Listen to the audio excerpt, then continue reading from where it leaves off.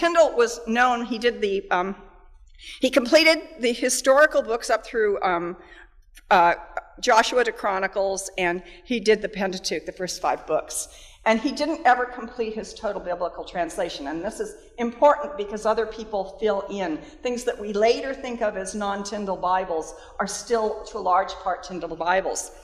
And Tyndale's, the scholar who's worked with Tyndale most, has recently argued that Tyndale was a brilliant poet, and that he had this real feeling for language and for creating language that was memorable and felt interesting and good. And the man's actually lamented. He said, "Isn't it sad that Tyndale never got around to translating the Psalms? Because had he translated the Psalms, this would have been a splendid, splendid translation of the Psalms." In fact, and here's some language from Tyndale. Some of the phrases that came from Tyndale into use: the spirit is willing, but the flesh is weak. Fight the good fight. You recognize that from Paul.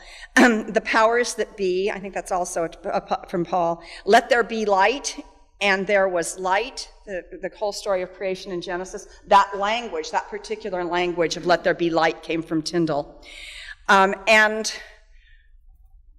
Tyndale, after his earliest versions, he didn't have access to printing, and there was a printer in Antwerp who basically didn't like some of the things Tyndale had done and undid them, and also did a lousy printing job, and so some of the Tyndale Bibles that were making it into England were not very nice Bibles. And Tyndale went back in and retranslated and redid his whole New Testament in, 1534. Oh, and I found one other thing. He named God, of the Old Testament God, he named him Jehovah, instead of calling him Yahweh. It was Tyndale that came up with the word Jehovah.